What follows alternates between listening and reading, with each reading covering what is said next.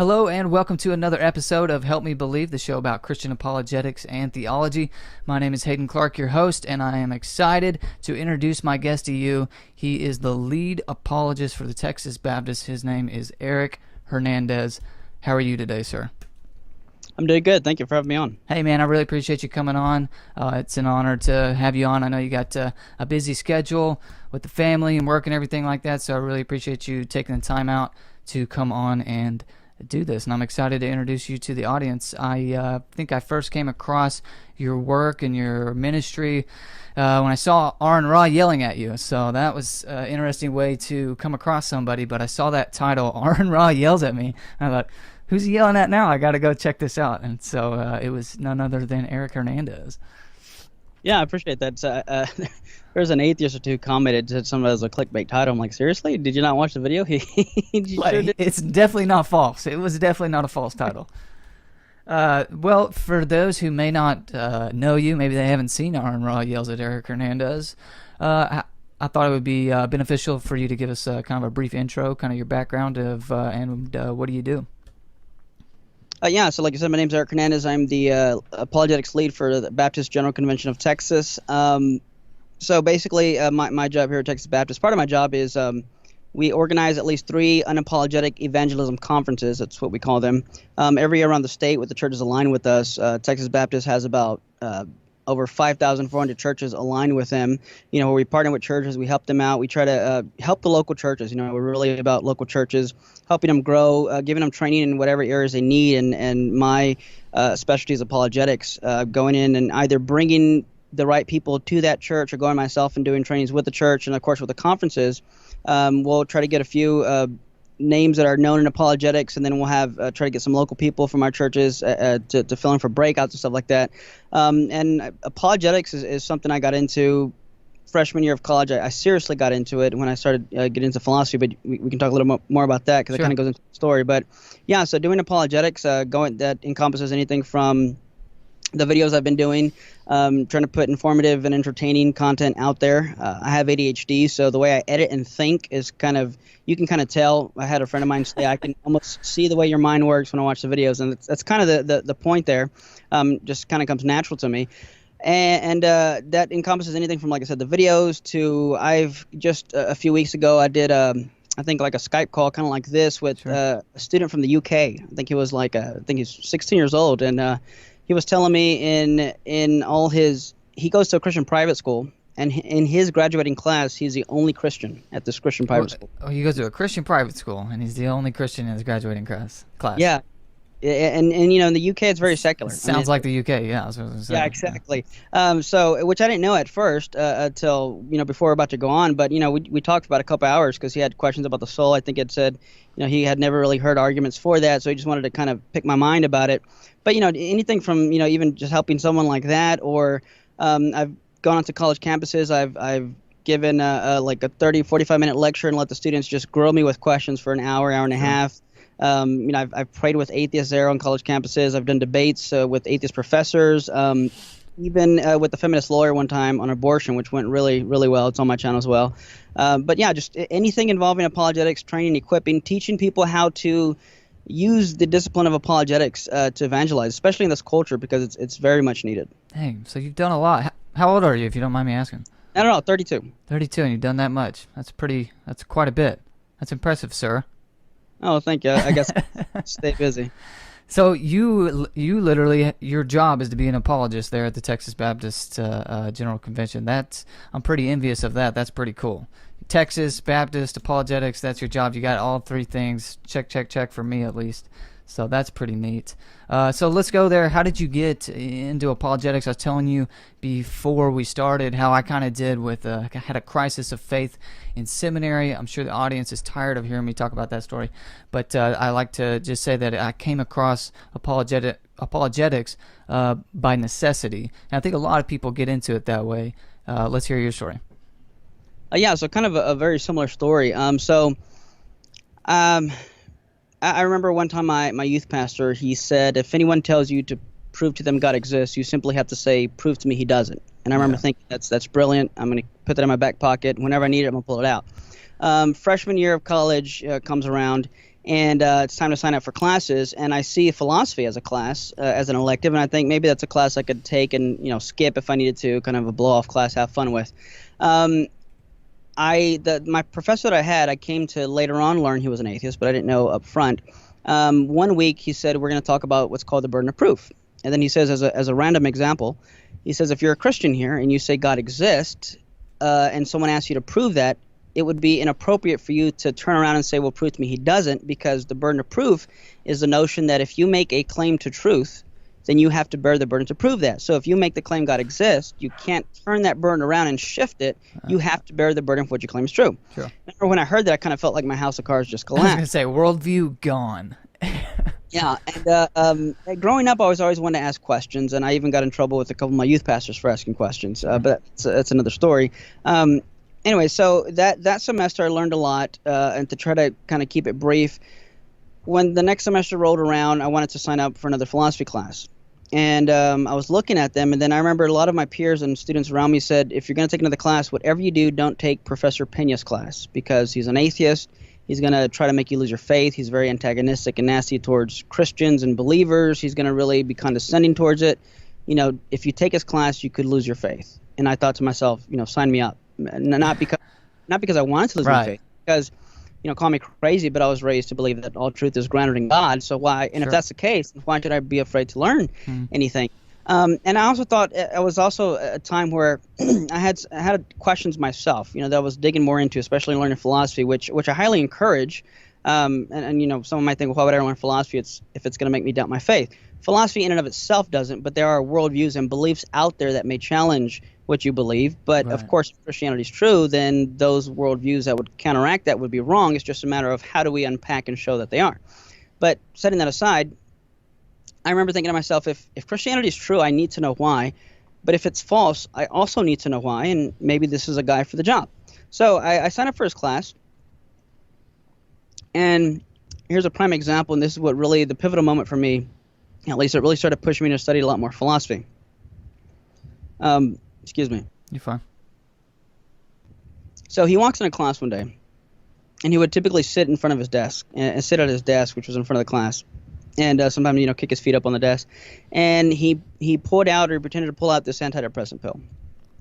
And he said, now religion wants us to believe in something like a soul. And according to religion, it's not physical, it's immaterial. He says, now, if, Christianity is true, religion is true, then, we believe in the soul. And because of this, we can have hope in things like an afterlife, a heaven or hell. Hope in seeing the people that have died before us, our loved ones, and stuff like that.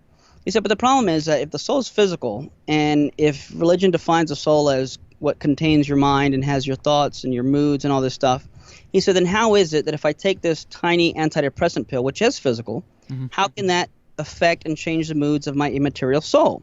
Right. Because every time we look at the brain and we do brain scans, always see our neurons firing. And every time we look at the brain and body, I always see the base chemical elements and compounds of things like hydrogen, oxygen, nitrogen, things of that nature. He said, but you never find a soul. How do you explain that? He says, well, I'll tell you how you explain that. You explain that by understanding the fact that there is no soul, there is no God, there is no heaven, there is no hell, there is no afterlife, and we're just a physical meat machine, a brain and body, all the way down, and we need to learn to live with that fact and get on with our lives and stop believing these fairy tales. See you next week in class. Being a freshman in college, not only had I never met anyone that did not believe in the existence of the soul, which kind of showed me like wow, that's something I've just kind of taken for granted. I had also never heard anyone give an argument against it. That was pivotal for me because it really challenged a lot of what I had previously believed. Because Paul says if there's no resurrection, then Christianity is false. Well, if there's no soul, I would argue you can't have a resurrection. If there's no resurrection, again, Christianity is false. So I had a choice to make. I can kind of just throw in the towel, or I can look a little deeper. That's when within that year or so, and a few years later, I got a hold and learned about the work of men like J.P. Moreland, who's my favorite philosopher apologist around. He specialized in the soul, and now the soul, the existence of the soul, the existence of consciousness, things like free will that all encompass philosophy of mind, has become an area that I've really focused on, and I've done talks on that, debates on that, and stuff like that. In fact, the car that I own now, which I bought at the end of last year, is a Kia Soul, just because I'm so for the topic. And thank you for that little addition there. Yeah. That's an interesting story. And while we're there, maybe we can camp out for a second. What would you recommend for someone who's feeling the tug of a counter argument? That's really what doubt really is. People is just whenever you hear something that you haven't heard before, like, oh, okay, well, if God created everything, then where did God come from? And if you'd never heard that before, you might think, oh, I didn't think about that. And so now you're experiencing what's called doubt. And I'm sure you got some good ways and bad ways to deal with doubt, Eric. What would you recommend for someone who's dealing with doubt? Well, it kind of depends where that doubt's coming from. It's kind of a case by case, but Sure. I would ultimately say, and it's I'm glad you asked it, because I've had some people reach out to me, and people that tend to struggle with anxiety tend to struggle with a lot more doubt than the average person. And I don't mean that in any condescending or demeaning way. I have a relatively fair understanding of anxiety, because when you deal and look into stuff like consciousness, you also look into how the brain interacts with the mind. Now, I say that to say, sometimes people are easily discouraged by doubt, but it tends to be more of an emotional doubt, not an intellectual doubt. So you have to distinguish between the two, I'd say, is the first thing you can do. So doubts usually happen when you're tired, fatigued, and at night, which shows it's more emotional than intellectual. Also, for example, I'll have someone say, hey, someone just said that, they said this and this is a possibility, or they say, well, how do you know you're not this? How do you know you're not that? How do I respond to that? And usually my most of the time my response is I would tell them, prove it. Like if someone says, okay, well, like let's take something relatively easy, like, okay, well, how do you know you're not in the Matrix? How do you know you're not being deceived by Descartes' demon or something like that? And how do you know that? And I would say, well, I have no reason to believe it. Why should I? Like, well, it's possible that you can't. How do you know you're not? I said, well, give me reasons to think I am. That's that burden of proof you were talking about earlier. Sure, yeah, absolutely. So in other words, why I don't have to, get bent out of shape because someone throws a hypothetical possibility at me when I have no reason to believe that possibility. I mean, lots of things are possible. That's a dime a dozen. So usually when people deal with doubt, you have to first ask yourself, is this something rational or emotional? Is it a new objection you haven't heard that just kind of throws you off? And even if that's the case, what reasons, arguments, or evidence have they given to make you believe that what they're even proposing might even possibly be true in the first place? So when people, I'd say, have doubts, first, don't hide them. Don't run away from them or shy from them. Be open with them.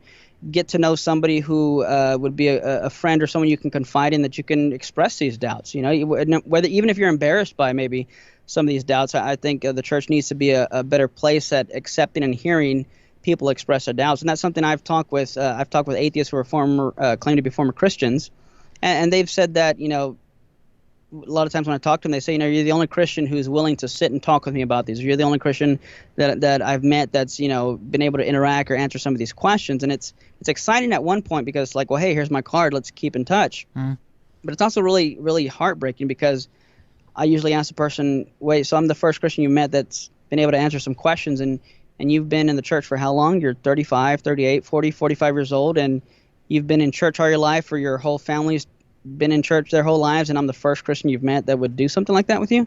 It really says a lot about where the church is, where the American church is. I think, and this is a good segue, thanks for that advice, by the way, and I think that what you just mentioned is a good segue to what we're going to talk about, which is faith. I think a lot of the way that we deal with doubt in the church, or a lot of the erroneous ways that we deal with doubt in the church, like you're mentioning, has to do with our definition, or the definition that a lot of people use for faith. And we'll get to that actually in a second. First, we're going to the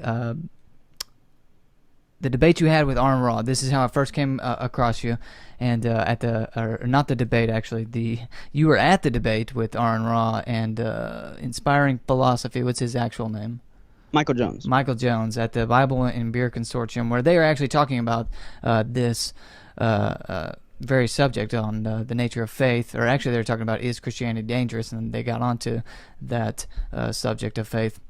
So kind of describe what was going on there just briefly, and then what your question was and Aron's reaction. Yeah, so I began to notice I pick up on patterns or trends sometimes when people are trying to present something. I try to follow a linear line of thought of some kind of consistency with what they're saying. And one thing I noticed was, so as long as I've known of Aron, and honestly I don't watch his stuff very much because it's, just be honest, it's hard to stomach, not because I think it's good or challenging. I'll leave it there, and you can pray for me later. But I'm praying for you right now. what I've heard of him, he takes these extreme views, I would say, and something like faith he would define as denying evidence or denying reason, going against evidence, going against reason. That's usually the mantra he repeats a lot. Sure. Now, that being said, and you can see that in the video that I made, where Aron Ra yells at Eric Hernandez, something like that. When Michael Jones addresses in his opening, because he knew Aron was going to bring this up, and he goes through what the definition of faith, which is pistis, the Greek word that the Bible uses for faith is pistis, which is a trust or confidence.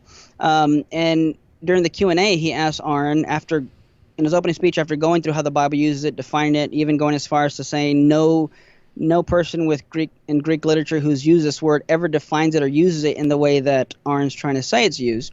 And then in the Q&A, he asked Aron, can you name one scholar who specialized in Koine Greek who would define pistis in the way you do? And of course, he was kind of like thrown off by the question. He's like, well, we have demonstrated. Really didn't give a good answer. And at the end of the answer of that section or segment, he basically said, I don't know. And no, he can't name one. Another thing I noticed throughout the debate was that in his mind, he kept bragging that he's been doing this atheist activism and research and talking with Christians for over 20 years.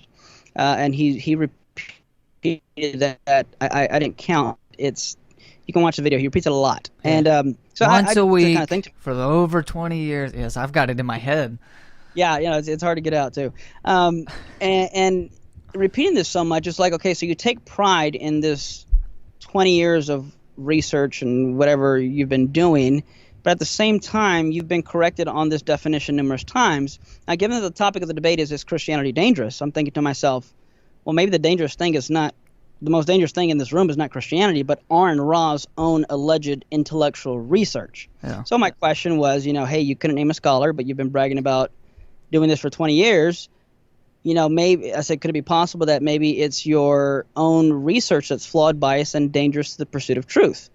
He didn't like the question, and that's when he started getting upset. And then, he started yelling, says, well... He dodged that thing like a wrench, bro. He didn't even try. No, he really did. He did not address the question at all. Instead, he went on a rant and said that in 20 years of talking with people, no one's ever given him scientific evidence for God, and I can't, neither does Michael Jones. No one can present it to me. You ain't got it, I win. And if you think you got it, then bring it. That kind of became a thing. But I gotta say, from watching it and not being there, the exclamation, I win. It was like, I don't know that he actually was, but it just reminded me of someone making an exclamation and waiting for the audience to clap. And man, it was crickets. But anyway, continue. Yeah, no, and maybe he did expect that. I don't know, but what I found, and then this is where. So, well, to finish that. Sure. After that, I kind of made a video, kind of pointing out what was going on and what I had noticed and how he reacted to it. And then here's where it got interesting. So I'm just gonna go ahead and say I think Aron's pretty prideful, and you don't say. The Bible says pride comes before the fall. And what I noticed was that my channel at the time when I released the video wasn't even 1,000 subscribers. It's around 1,600 right now. And thanks to him, I thank God for using him as an atheist to help me grow my channel. But I appreciate him allowing God to use him that way. Having a relatively small channel compared to his 217,000 plus, and growing. For him, I guess people were sending him the video, and for him to come onto my channel and comment something, which he pretty much just like reasserted what he said. Right, he said the same thing. I'm going to be completely honest with you. I tried to watch the interview, and I was thankful for the way that you were presenting what you were presenting, but it was, for him, it was just more of the same. Did he ever relent? Did it ever change? Well, no. So at this point of the story, it was just he commented on the video. And then I had said something like, you're just doing the same thing. You're not. Okay, I see. I thought you were talking about whenever you had your debate with him. He actually in your YouTube commented on your video. Gotcha. Okay, go ahead. Sorry. Channel, and as busy as he is, to come over to a small channel's YouTube and comment on the video, it really struck a nerve. And then and I didn't expect it to kind of blow up like the way it did, and even other people started making videos about that even before I did, and someone sent me a screen recording. He was on I think Modern Day Debate, and during the Q&A where people from the audience were asking him questions from the live chat, two people were asking him questions about kind of my question, and then one person almost repeated my question verbatim. Really? And then he visibly got upset again, and he's like, I'm kind of tired of this. He says, look, He hates this question.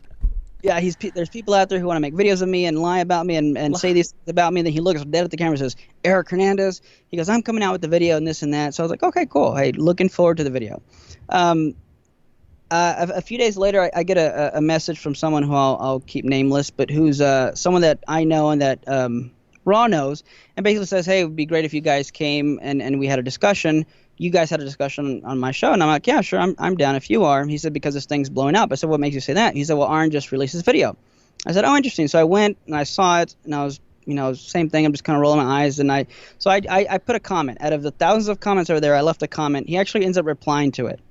Now, before that, though, the guy who reached out to both of us actually said that I told him, like, yeah, I'm down. If Aron's down, sure, I don't mind doing it. And then he came back and said, hey, Aron said he doesn't want to do it. I said, okay, so he declines initially. After commenting on his video, again, out of the thousands of comments, he replies to mine, and apparently it really upset him that I commented on his video and I guess didn't agree with him. I don't know. After that, not only did he change his mind about accepting an invitation to have a discussion with me, he sent me a personal invitation himself to my email address, inviting me to come onto his show. Yeah. So that's why I say he's prideful, because I mean, he gave it more exposure in my mind. Well, hats off to you. A lot of people, if you were to decline to go on to, so the original offer was to go onto somebody else's show and have an actually moderated dialogue, and he declined that, and then counter-offered you just to come onto his show.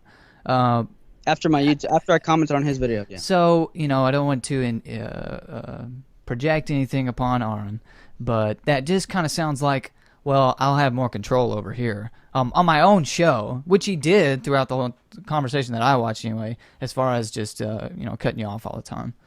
But, so that's, hats off to you for even going on there. I don't know. I probably would have declined. I've been like, no, if you want to do it, we'll go to the moderated discussion like the original offer was. Yeah, and it's funny you say that, and I want to be charitable as much as I can, even to Aron, in that when he invited me, I said, look, I'm willing to do it as long as we can get somebody to moderate. So we found somebody who'd be willing to come on, and I'm surprised he said yes. Okay. He was willing to have someone come onto his own show and do that.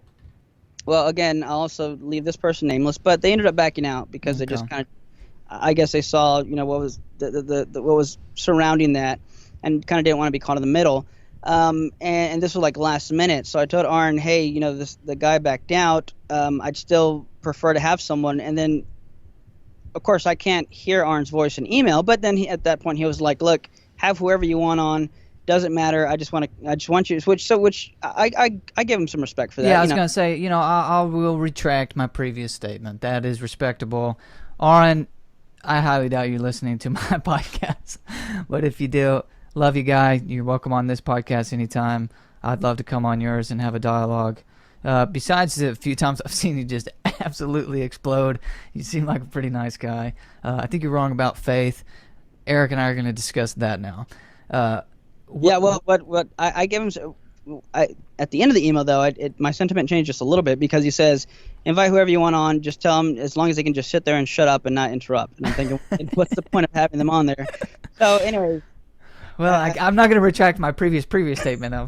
But okay, so how was Aron defining faith? And I find that him, and not only him, but I'm sorry, I can't figure out how I'm trying to word this. Not only atheists define it the way that he was doing it. So that's another funny thing, and I'm hoping to try to make it like a discussion, a review video of our discussion. I'm pretty swamped these next few weeks, so I appreciate you having me on here. But so in the debate that he had with Michael, and in other videos he has, you can go to his own channel, you can see other videos where he defines, and anywhere he talks about faith, I have always heard him say that faith something to the extent of either being denying evidence, against reason. It's irrational. It's not backed up or supported by evidence. That's how I've always heard him say that. So my video was about that particular definition. When he brings me on his show, I'm completely thrown off because he says that he defines faith as not being supported by scientific evidence. And then that threw me off. I said, well, I've never heard you say that. He's like, oh, no, you heard it in the debate. I've had a few people tell me, and even people message me and even comment on the YouTube channel, say that, he didn't say that. I didn't see him say that. There may be a time or two. I'll have to go back and check, like I said, when I do the video review. Well, he may not have said scientific, but he really likes to use the word empirical, so that may have happened. Well, yeah, and even then, there was never a time where he explicitly said faith is denying empirical or scientific evidence. What he would do is he'd talk about faith, saying faith is not based on evidence, it denies evidence, it's not supported by evidence, say a few other words, and then eventually say, and no Christian has given me scientific evidence. Now, I guess in his mind, those two are necessarily connected, and that's a continuation of the definition. I don't know, but he never explicitly said that. Even in our discussion, there were many times he kept repeating the same thing in saying that faith is a denial of evidence or it's not supported by evidence. So he alleges that he has always held to the definition that faith is a belief that is not based on scientific evidence. Although in my own video, I used other of his where he actually says verbatim what I was saying earlier, never, it's not a belief based on scientific evidence or stuff like that. Yeah. So where does he get that definition from? Probably same place he gets everything else he says from.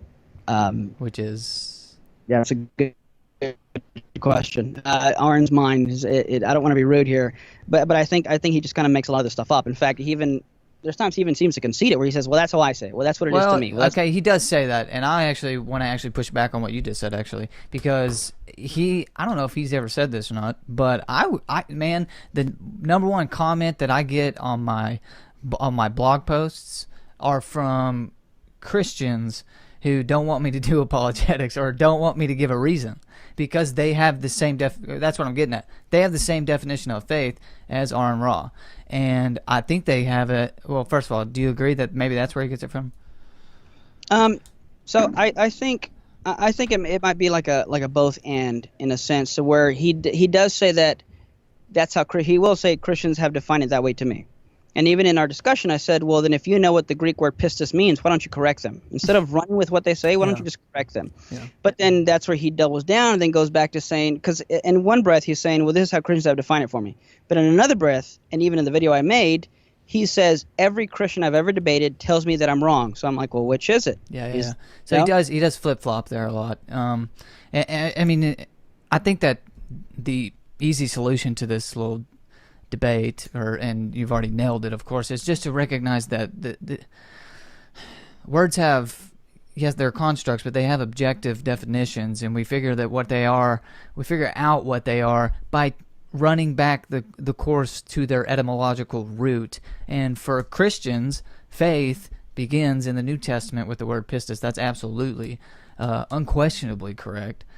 But I think there's probably something to the fact that so many Christians really do have this anti-intellectual mindset. I think they think it is actually virtuous or pious of them to not want reasons and to call me or somebody else out for giving reasons because they think that blind faith is actually virtuous. I don't know where that comes from, though.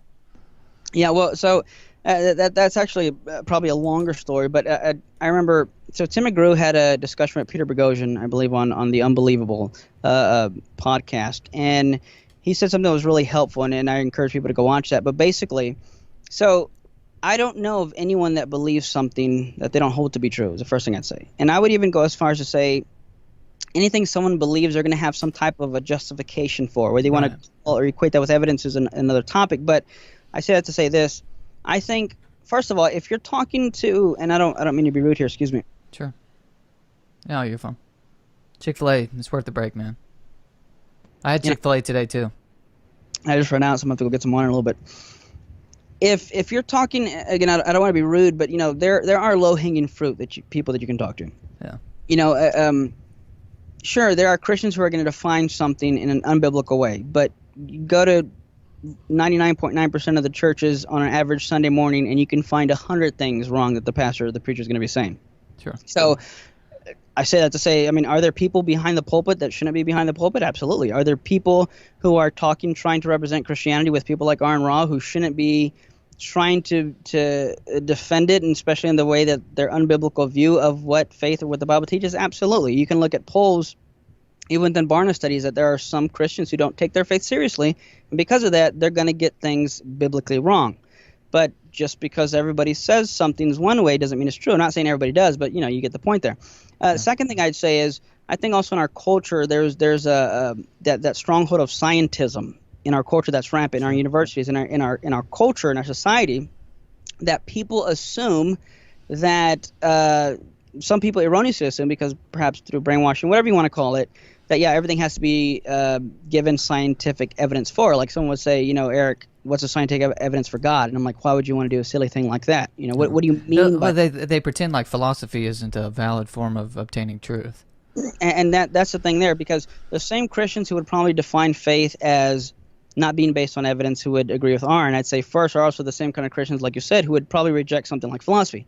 I was talking to a Christian once, and he was saying something about his view of God, and I said, well, that's logically incoherent. He's like, what do you mean? I'm like, well, philosophically speaking, if you're going to say this and this, and he cuts me off and says, no.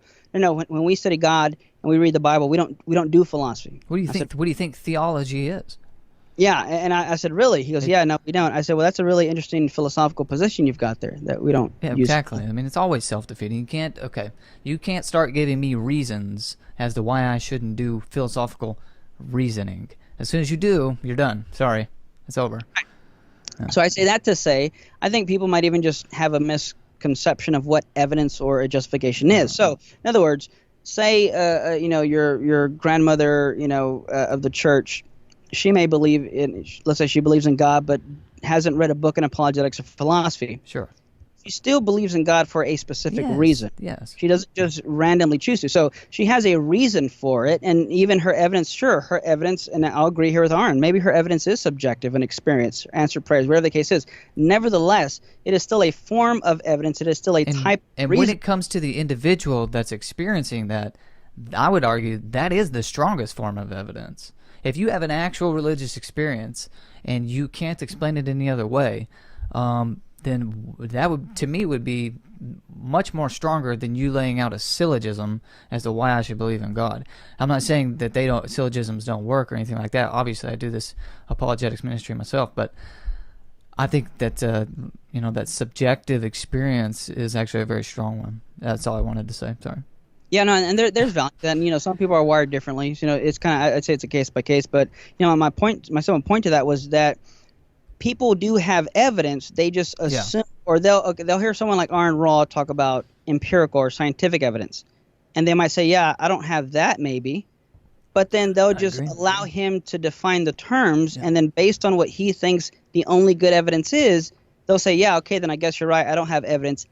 But what they don't say, and what's assumed, is if by evidence you mean scientific or empirical type of evidence for God. Mm-hmm. So I think it's a kind of what's called a self-fulfilling prophecy, and that's not a theological thing. That's a psychological thing where people assume something's going to happen, and they end up taking certain actions or saying certain things that actually end up fulfilling the very thing they expect. Like, the example I heard was, let's say, when I studied psychology, my professor gave an example of, like, let's say you get a Hispanic family, right? I'm Hispanic, and the waiter's thinking, oh, Hispanics tip poorly. Which what I understand they do, so I'm trying to write that statement myself. But they say Hispanics tip poorly. This family's going to tip me poorly, so I'm just wasting my time. Now, subconsciously, the way they serve the person, greet the person, actually reflects their assumption that they're not going to tip well. Mm-hmm. But then from the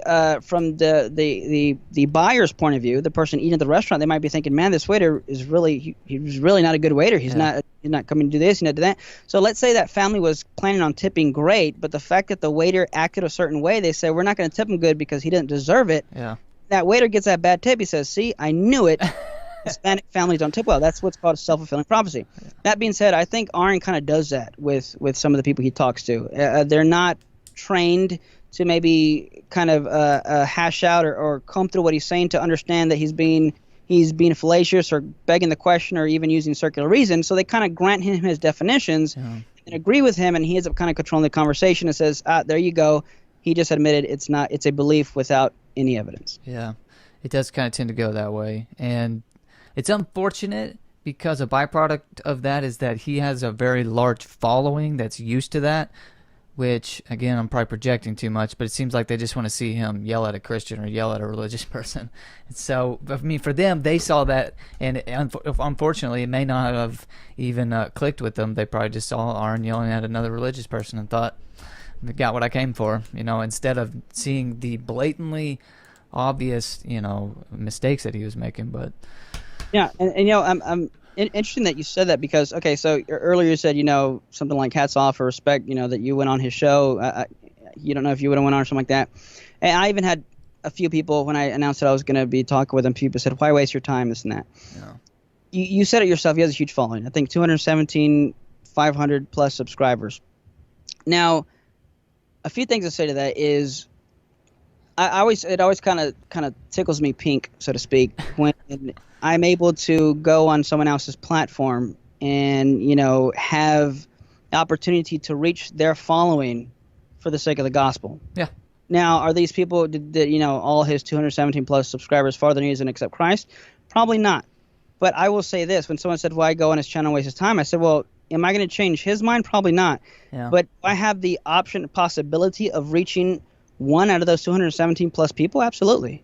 And to be honest, even before I did that discussion with him, I saw in some of the comments and people sent me some screenshots. One person said, I showed your video to a good friend of mine who's a big follower of Aron's, and it really made him question whether or not he should be following Aron.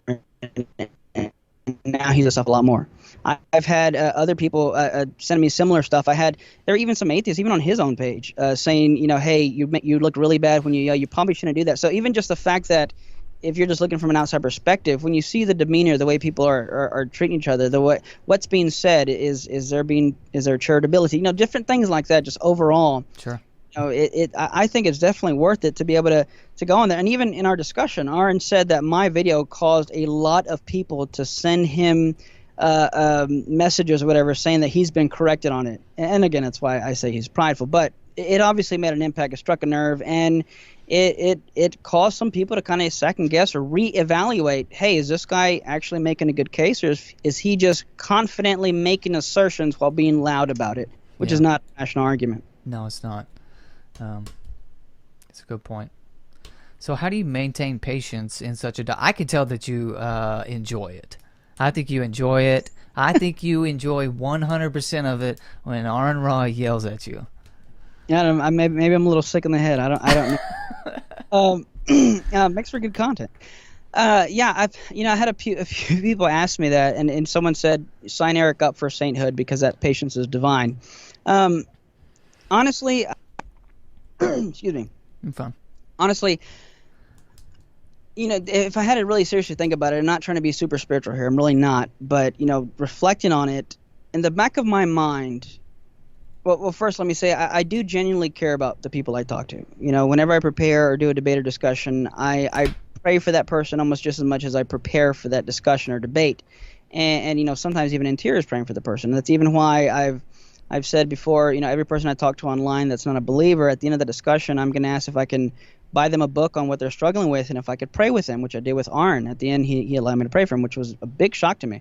We can touch more on that later, but it's in the back of my mind. I care about them, and in the back of my mind, I always have that thought that they're still made in the image of God, sure, like I am. They're still made in God's image. God still loves them, and there's still hope. So if they're willing to have a discussion, why would I not be willing to? I talked with someone one time. I don't mind saying the name. He won't care either.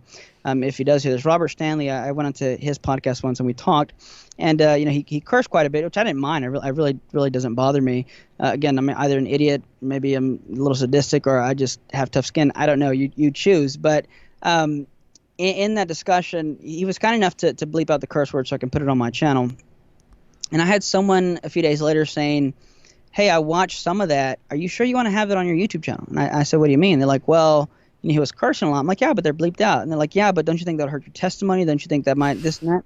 And I thought to myself, I said, and I told this person, I said, I hear what you're saying, and I had those thoughts too. I said, but here's what settled it for me. I said, let me ask you this question. Would you go on this atheist show to talk to them? And this person said, oh, no, absolutely not. I said, right, well, I would. Right. And given that you won't, somebody has to. Yeah. So why not me?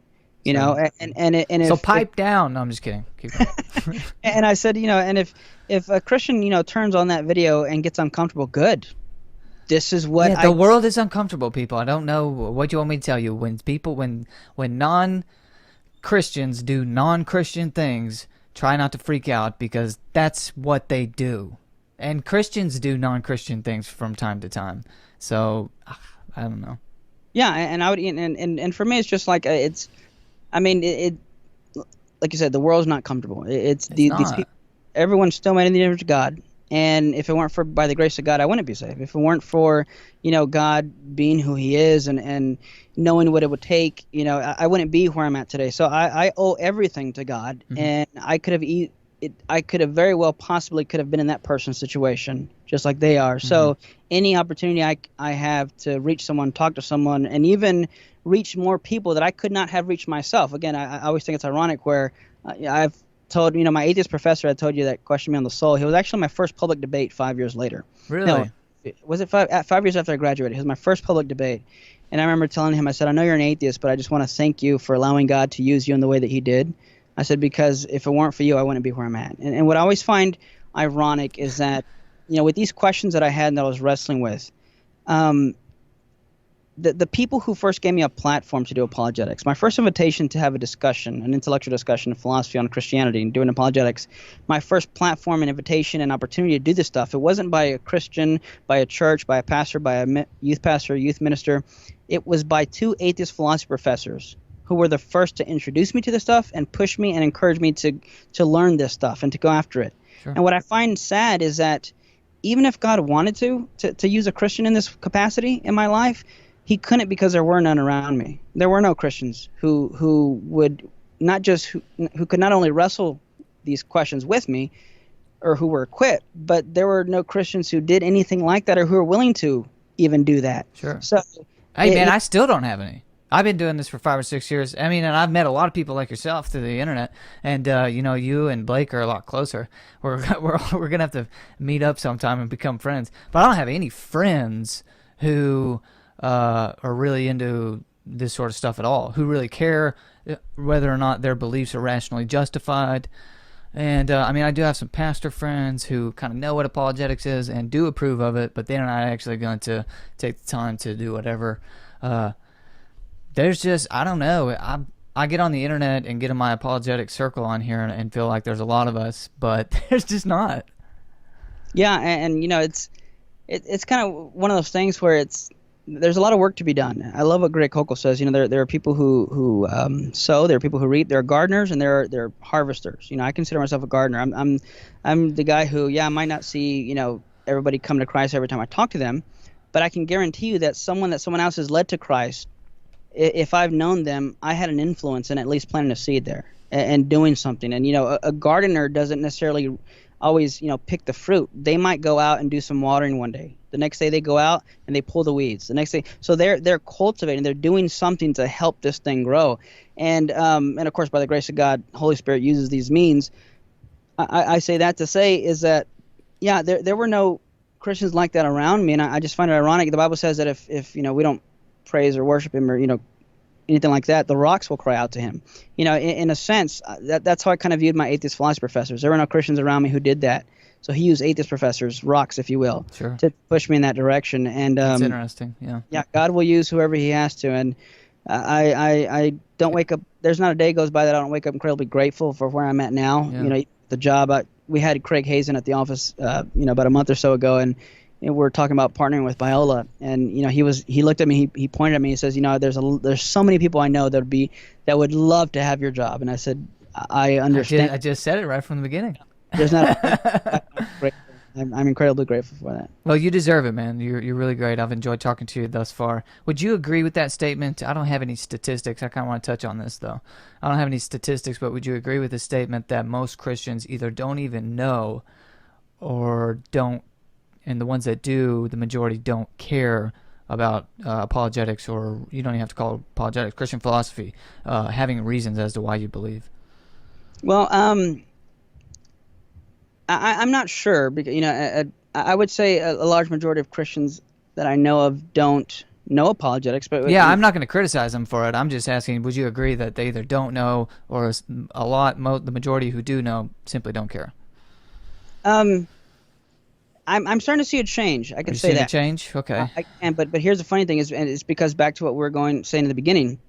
The reason I'm seeing a change is not because like they're reading their Bible or reading philosophical foundations for Christian worldview. I'm like, oh man, this stuff does make sense, but because their youth groups are having more and more questions. Sure. We I was live in gonna an s- age of technology where, like you said, it's out of crisis, out of necessity, and really, it's the church has shot itself in the foot because the reason we're in the situation we're in is because we haven't been more proactive to begin with, and that wasn't how the early church did it. I mean, the early church was completely radically different from where we're at now, and that's a whole nother story. Well, they didn't have a choice either.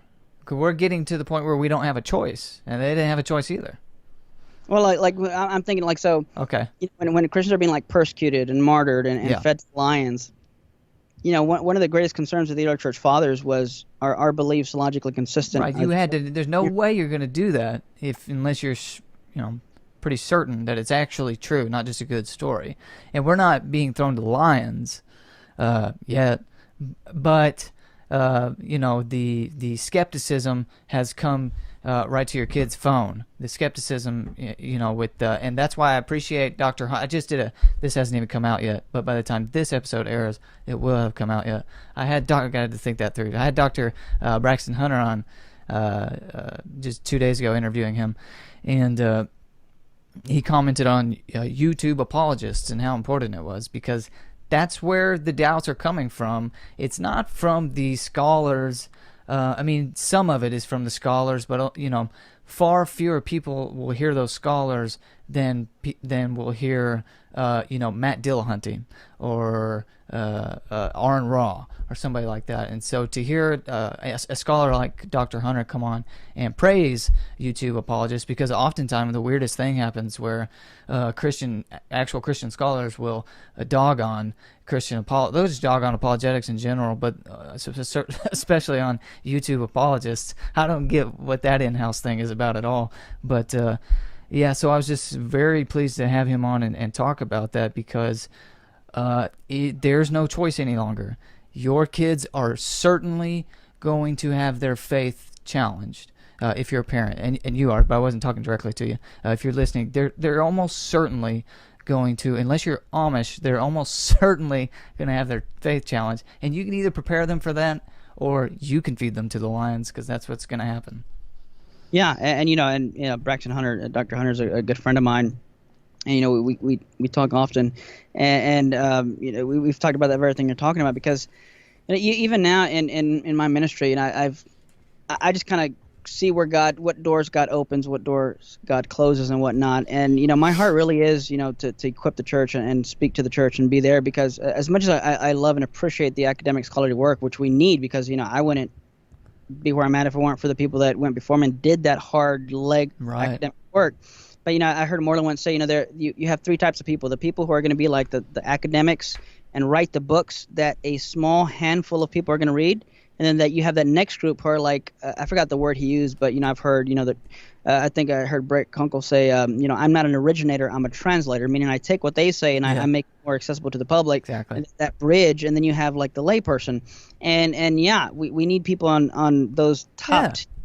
Yeah. And I love that you said it. It's, if I became not that I'm against it or anything like that, but if I were to become, unless you're someone like William Lane Craig, most people don't know who these professors are who actually are writing these books. Sure. But people will know who someone like, on YouTube, like Inspiring Philosophy, or Justin Bradley from Unbelievable. They know who those guys are because they're more accessible and more out there. And of course, you're not going to have William Lane Craig, doing like a selfie podcast video or something like that. And, that's not what he's there, and that's not what he's called to do, and that's great. So yeah, the people who are on YouTube, like myself and yourself and other people, other friends of mine on YouTube, they can reach the public faster and quicker and more accessible to the public, where a video can get 10,000 plus views, where some of these professors who are writing these books, they might not get that many people until so many years of teaching. And again, one is not better than the other, but yeah, we need more and more people who who are speaking truth, standing up for truth, wherever that may come from, as long as it's, biblical and as long as it's coherent. We need as many people out there. And, the world has given us a platform like YouTube. And again, if I'm not mistaken, either started by secular people, secular companies, even atheists, who are given the platform to people to preach the gospel to far more people. Sure. We're going to take a radical transition here. We're going to get off of that because we spent a lot of time talking about that. It's perfectly good. It's a good dialogue. But you also went on to, what's this guy's name? Tom Jump. Is that correct? Yeah.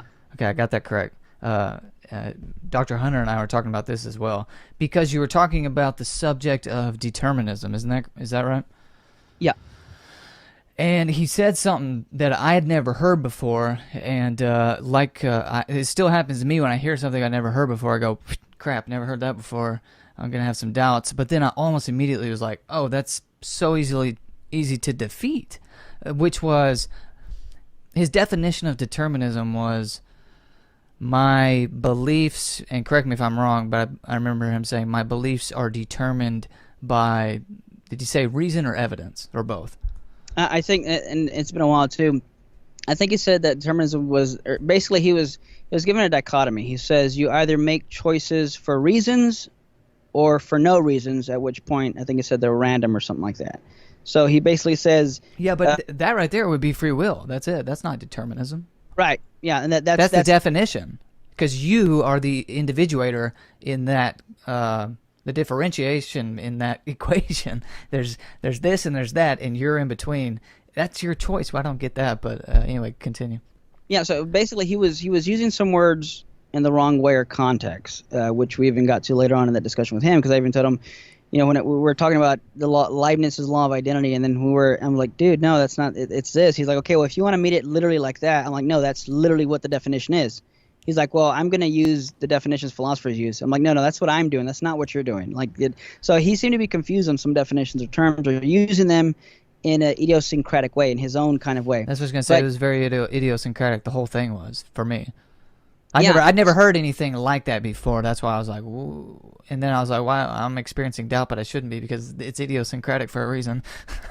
and emphasis maybe on the idio kind of thing. But dang, shots fired. And what's funny too is that I've seen him, and I'm not going to mention names, but I've seen him talk to some reputable scholars, and a lot of these scholars aren't used to these YouTube type atheists, and some do good, like Trent. We're talking about Trent Duggery earlier, and I think he does a great job when he does these discussions. But even he'll say publicly, and I've talked to him a little bit over Facebook, and he's like, yeah, I'm new to the world of these YouTube atheists. Like, they're so out in left field. It's like, they're a lot of these scholars are studying these questions that objections that scholarly atheists are coming up with, and then when you hear something so off the wall, like, you just go, what? Yeah, it's like, not that I think it's a good objection, but it's like I have to think about that because that is just literally never heard it. Yeah, and not even just heard of it. It's just like, wait, before I can respond to that, let me put myself in your mindset that I completely disagree with, but let me try that on for a second. And it's like you have to correct 10 things before you actually get to the real problem.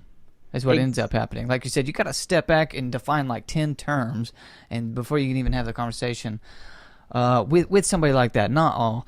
I think Dill Hunty's a little better on that, and so is I've been watching a lot of Cosmic Skeptic. I can never remember these people's real names. I just know their YouTube names. And he seems to be trying to get actually into the mind of a theist and actually at least agree, like with the question about what faith is. He would actually use our definitions of things. It's like, well, thank you. At least you're doing that much. But with the TJump, I remember, what you just said is actually different from what I remember. He probably said both, but I remember him saying something to the effect of the reason. I think he gave the example 2 + 2 = 4. It's the reason that determines my belief. Is that not what he said? Something like that. But I just remember him using the example of 2 + 2 = 4, and I thought that's not a reason. That's a fact. Facts are true statements about the external world, and they don't determine anything. They're just descriptions. I think what you're getting at, and this is part of the confusion I get with some atheists when I talk about free will as well, is that we're talking about being rationally justified in believing something. Yeah. And I would argue that if you're determined, then you really can't be rationally justified. And you can even go into Alvin Plantinga's evolutionary argument against naturalism, where you have no reason to trust your beliefs. But basically, he was saying something like, what I was getting at was, look, he says if he believes 2 + 2 = 4, regardless of why he's determined to believe that, he still has a true belief. Yeah, but he can't know that is the problem.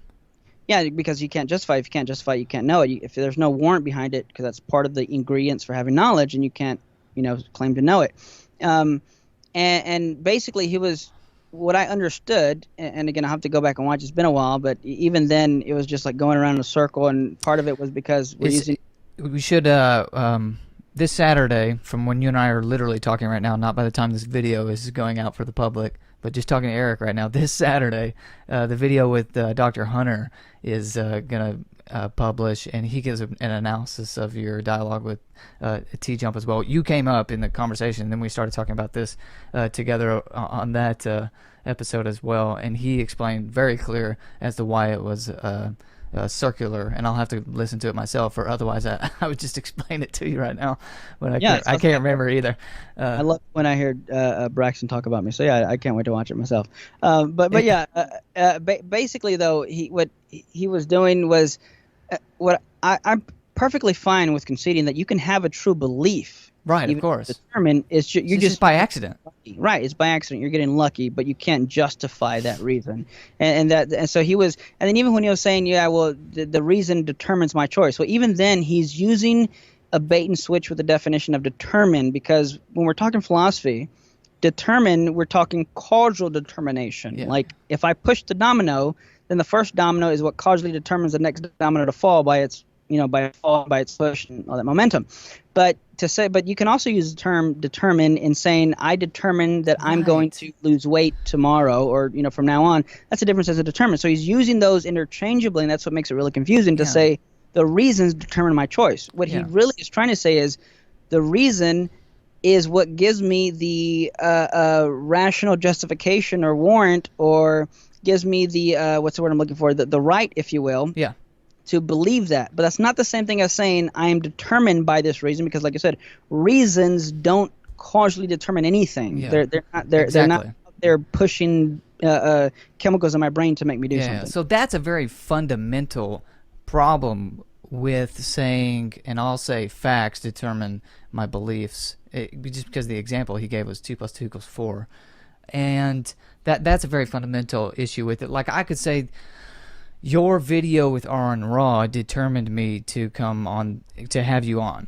But what I really mean is I determined to have you on because I saw that video of you and Aron Ra. Of course, the video itself determined nothing, because videos are inanimate things that don't do anything. They don't determine or cause anything. It's like this. It's actually the same exact problem that some atheists will, and few probably do this any longer, but they will espouse that they'll talk about the laws of nature as if they causally determine things, and the response is those are just mathematical descriptions.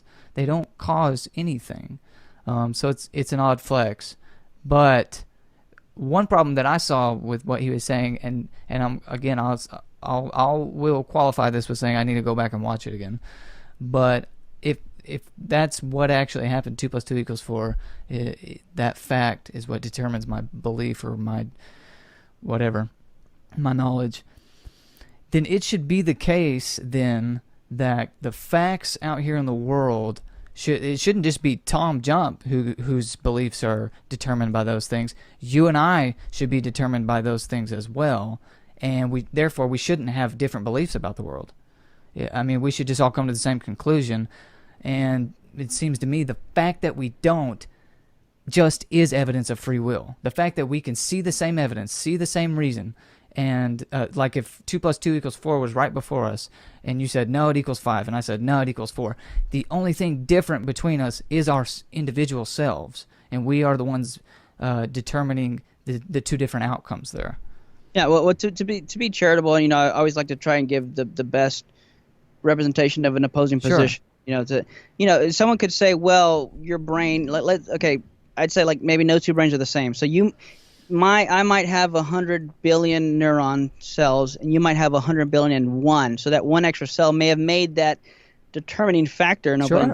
That made the difference. So someone could but say here's that. the thing on atheism, and I figured that would be a response. But here's the thing on atheism, you just are your brain, and so it's still you. If that's what your definition of you is, unless you're no longer ever going to use the word you surely don't mean. So when an atheist talks about the self, they're not talking about it in the same way you and I are. Like you said, you would give an argument for the soul. They mean the brain or the totality of their physical composition, which is if it's different than me, and yours, like your soul is different than me, I would see that. You know what I mean? So if your physical structure, if your brain and the totality of your physical composition is different than mine, and that's the differentiation between us, then that's exactly what I'm talking about.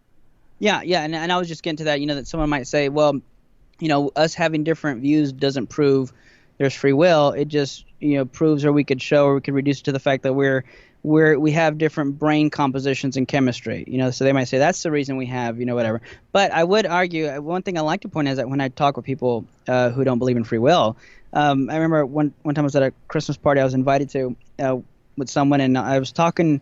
Every time I talk to people, they always want to talk about apologetics and God. Who knows why, right? Right. But that always comes up, and of course, I'm sure I bring it up somehow. And sometimes I just straight up ask them, because I don't want to waste time, or whatever. Because you get bored when you're not talking about it, don't you? Sometimes, I do. That's why I'm saying it. I do. It's like the fact that most Christians and most people never want to talk about it just blows my mind. Because I could talk about it. I could do this right here all day long. Yeah, and for me too, especially if I know someone's not a believer, I like to ask them, why. Anyway, so this guy he was an atheist, and he was basically saying that he came to the conclusion that there's no free will based on everything he studied.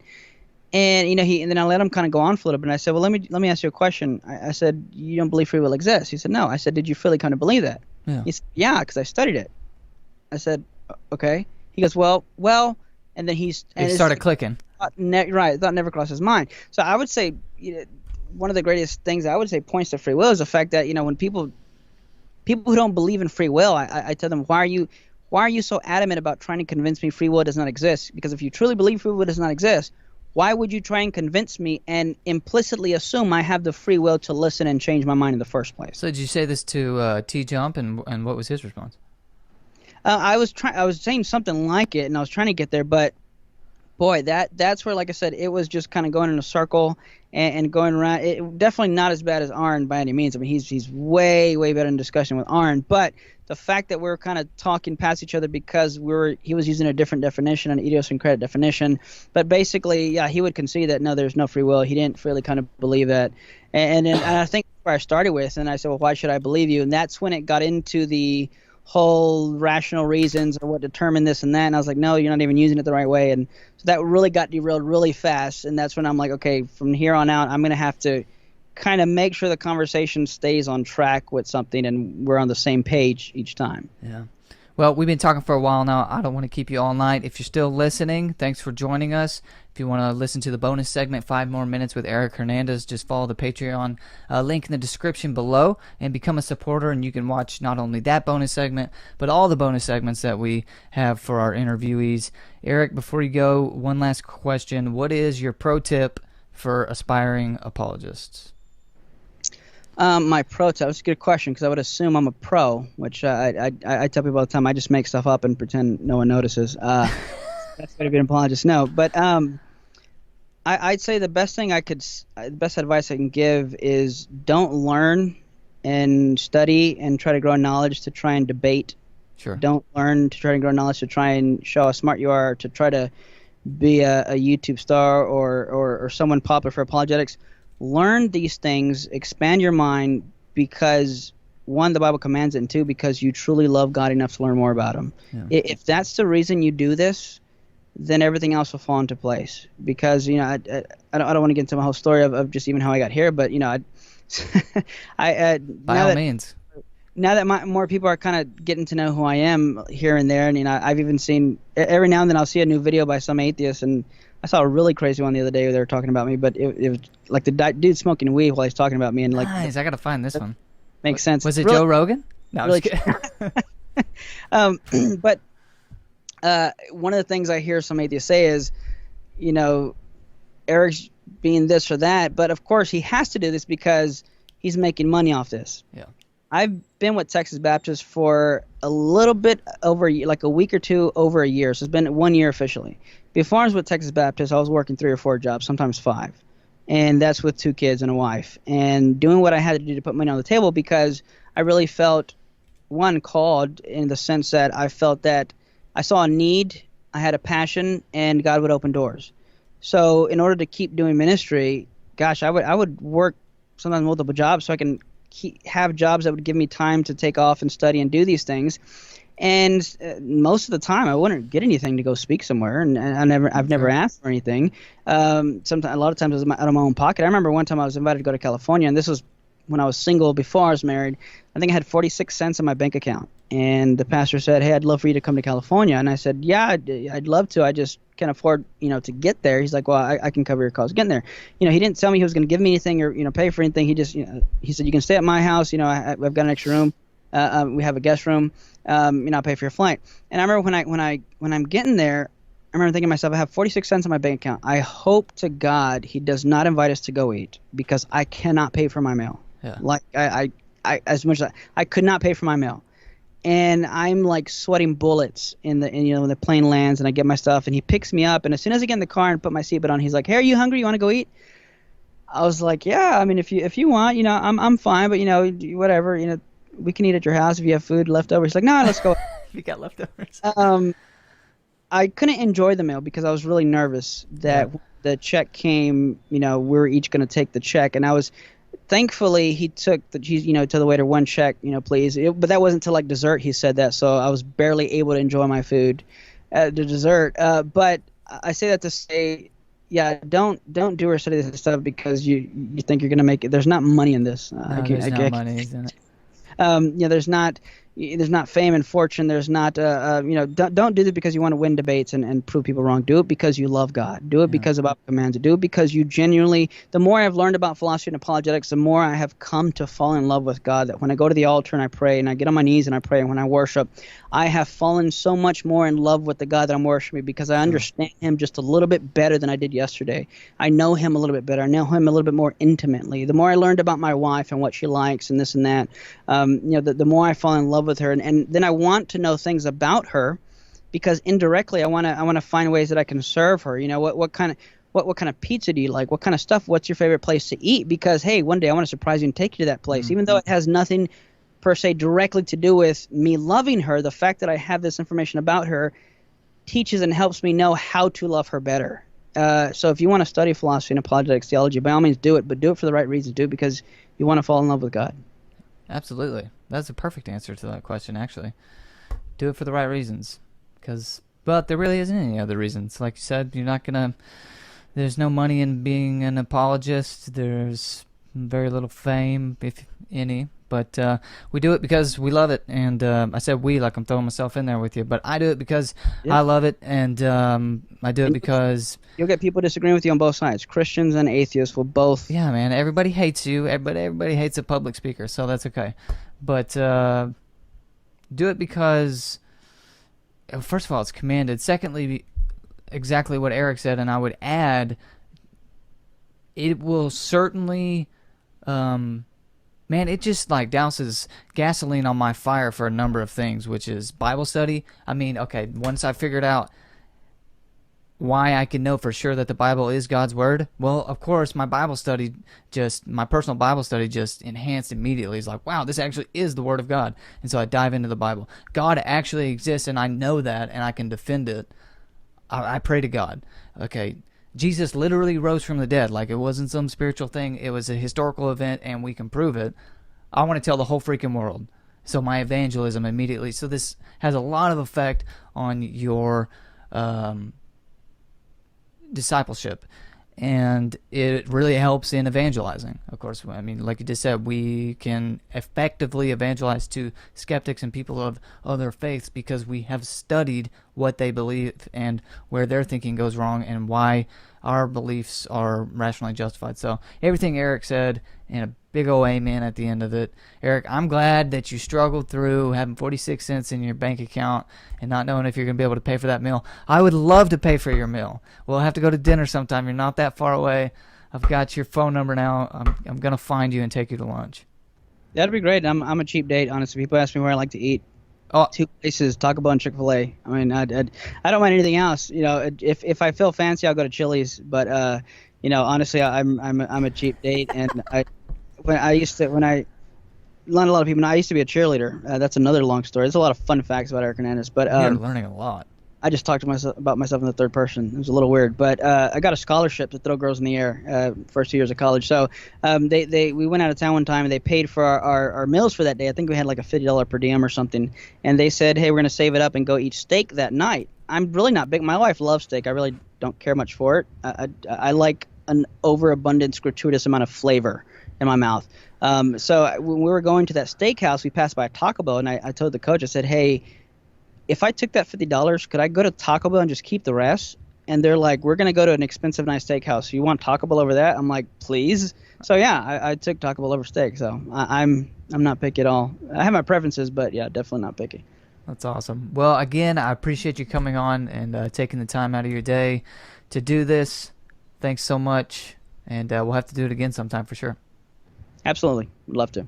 Thanks so much for joining us. If you enjoyed the episode, give us a like, leave a review, subscribe, and of course, if you want to watch the bonus segment, 5 more minutes with Eric Hernandez, follow the Patreon link in the description and become a supporter. Thanks so much, guys. We'll see you next time.